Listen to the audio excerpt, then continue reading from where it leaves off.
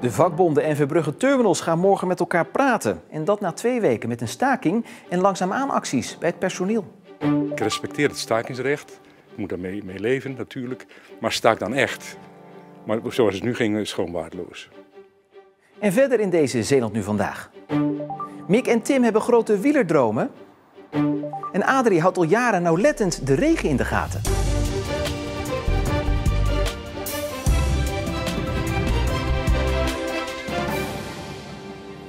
Goedenavond. De kou is zeker niet uit de lucht, maar er wordt wel weer gepraat.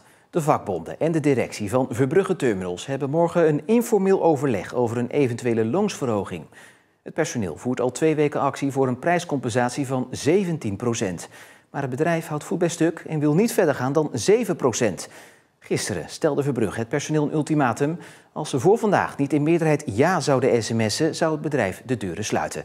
En we gaan naar Vlissingen-Oost, naar Verbrugge Terminals. Daar staat voor ons verslaggever Remy Oppeneer. Ja, Remy, hoe staat dat nou eigenlijk met het ultimatum? Nou, dat ultimatum dat is opgeschoven volgens Martin Verbrugge. Hij zei, ik heb er geen haast mee, want ja, er gaat weer gesproken worden. Het gaat om een informeel overleg en dat is met een reden. Want als je een informeel overleg hebt, dan behouden op deze manier de bonden hun actierecht. Dus ze gaan kijken, ja, zijn er mogelijkheden om verder tot elkaar te komen, om formeel te gaan overleggen en proberen eruit te komen? Ja, of zijn die er niet? En als die er niet zijn, dan behouden de vakbonden op deze manier de mogelijkheid om, als ze dat zouden willen, ja, bijvoorbeeld de boel morgen gewoon helemaal plat te leggen en te gaan staken. Ja, de bonden hebben nu dus de eerste stap gezet voor gesprekken. Hoe kijkt het bedrijf hiernaar? Ja, ze vinden dat positief. Ze staan er ook positief in. Want er zijn natuurlijk constant acties aan de gang. Hè? Op dit moment zijn zogenaamde langzaamaan acties bezig. En dat wil zeggen dat mensen wel op hun werk komen, maar het heel rustig aandoen. Eigenlijk het minimale dat moet gebeuren, dat doen ze. En ja, wat Martin Verbrugge, de directeur van Verbrugge Terminals, betreft, is dat ook geen goede zaak. Ik respecteer het stakingsrecht. Ik heb er ook, ik moet daarmee leven natuurlijk. Maar staak dan echt.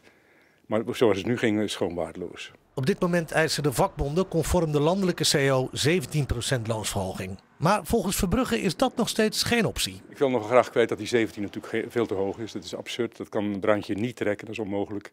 Mijn verantwoordelijkheid is om dit bedrijf op de rit te houden. En ik kan moeilijk een deal maken waarbij bij de eerste scherpe bocht al ondersteboven liggen. Dat kan niet. We moeten investeren in de toekomst, in werkgelegenheid. Maar die 17 is gewoon onmogelijk. Ja, Remy, gaat het de actievoerders nou enkel en alleen om die 17% loonsverhoging? Nee, zo simpel is het niet. Ze willen natuurlijk graag volgens de landelijke CAO betaald worden. Maar er zijn veel meer dingen die spelen. Het bedrijf Verbrugge staat pakweg 20 jaar geleden bekend als een sociaal en warm bedrijf. Mensen werden goed betaald, er werd goed voor de mensen gezorgd en de mensen werkten hard voor het bedrijf. En ik heb diverse medewerkers gesproken vandaag en die geven allemaal aan dat in de loop der jaren er heel veel van afgeknibbeld is.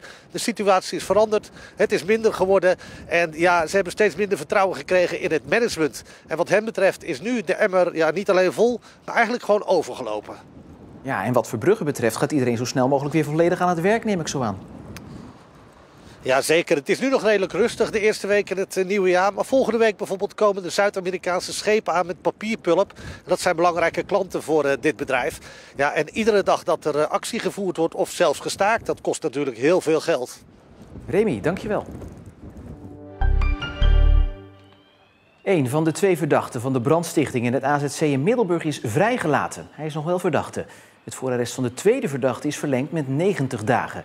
Dat heeft de raadkamer van de rechtbank in Middelburg bepaald. Bij de brand raakten 8 bewoners licht gewond. Het AZC is na de brand onbewoonbaar verklaard en de bewoners zijn ondergebracht op andere locaties in het land. Zeeuwen zijn zuinig op hun auto. In vergelijking met de rest van het land ruilen ze hun auto minder snel in voor een andere. Dat blijkt uit cijfers van de Rijksdienst voor het Wegverkeer. In Zeeland rijden er daardoor meer auto's rond van meer dan 10 jaar oud. En ook worden hier minder nieuwe auto's verkocht. Vroeger hadden we dus gewoon het verhaal dat 100.000 kilometer een bepaalde grens was. Daar zei nou ja, ik moet toch eens voor een andere gaan denken. Of een andere auto gaan denken. Tegenwoordig is die grens vele malen hoger geworden. Dus het dubbele is geen enkel probleem meer voor een gemiddelde auto. Het is bij deze dealer momenteel dan ook drukker in de werkplaats dan in de showroom. Het expertcenter Zeeland breidt uit naar Goes. Het centrum is een Zeeuws-Vlaams initiatief en moet de regio aantrekkelijker maken voor buitenlandse werknemers om hier te komen wonen en werken. Tot nu toe was er alleen een centrum in Terneuzen, maar uit de ervaring blijkt dat de ligging van dat centrum niet ideaal is vanwege de reisafstand vanuit andere delen van Zeeland. Je kan er de klok ieder jaar op gelijk zetten. Aan het begin van het nieuwjaar regenen de regenmeterstanden binnen van Omroep Zeeland-luisteraars. En zo ook dit jaar. Een van de fanatiekelingen is Adrie de Ruiter uit Sijpen. Hij meet al 40 jaar de regenstanden in zijn eigen tuin. Ik zet nu hier 4 mm in. En voor, als ik goed te zien, nou zit er 5 in.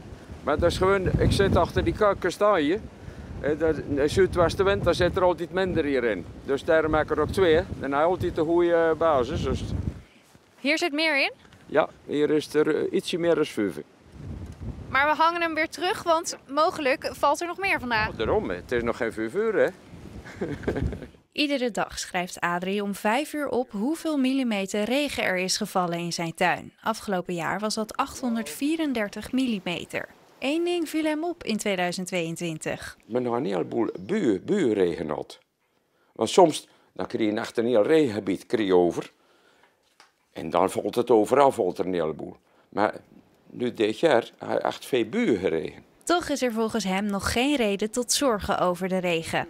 In 1980, rond die tijd, toen namen 3 strenge winters altijd. Toen deed deskundigen samen en niestiet. En nu hebben we een tropentijd, hè?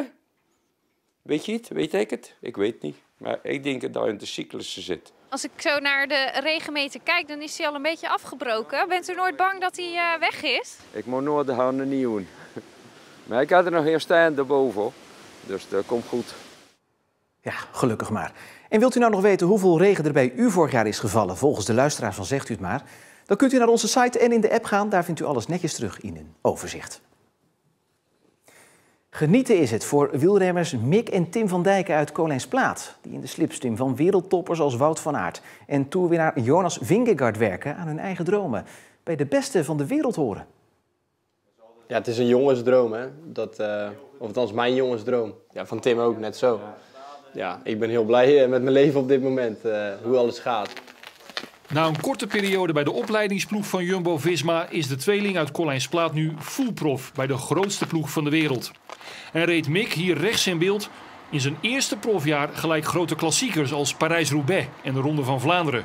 Nou, het mooiste was eigenlijk de Ronde van Vlaanderen, denk ik. Toen ik meeging met een aanval op de Berendries. En dat ik dat volhield tot tweede keer Oude Kwaremond. Want uiteindelijk, ik zou helemaal de Ronde van Vlaanderen niet rijden. Dus ja, het was door Vlaanderen, was op woensdag. En op zondag was de ronde. En ja, toen ineens kreeg ik te horen, kwam een ploegleider aan mijn kamer, dat Wout corona had. En dat was toen allemaal nog niet bekend. En dat ik in zou gaan vallen die zondag. Maar dat is, ja, voor ons is dat eigenlijk de Tour de France. Ik wist niet wat ik even moest. Ik was super blij en trots. Voor Tim liep het anders. Door een knieblessure kende hij een valse start van het seizoen. Toen ik bijvoorbeeld de Ronde van Vlaanderen en Roubaix ging rijden, toen boekte ik een vakantie naar Gran Canaria. Omdat mijn knie gewoon, het ging gewoon niet beter.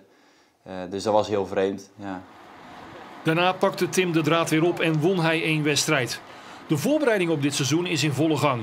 Veel trainen, niet alleen in en rond Kolijnsplaat, maar ook in België, waar de tweeling een groot deel van het jaar woont.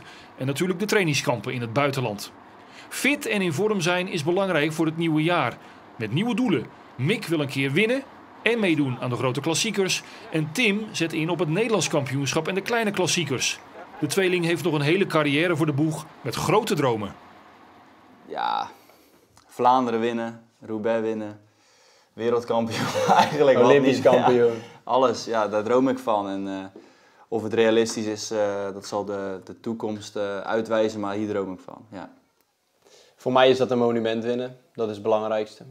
Dat wil ik echt, dat moet gebeuren.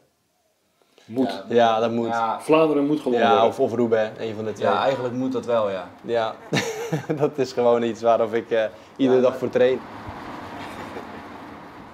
En de eerste wedstrijden komen er alweer aan. Tim rijdt de Tour Down Under in Australië deze maand. En Mick begint in februari in de Ronde van Valencia.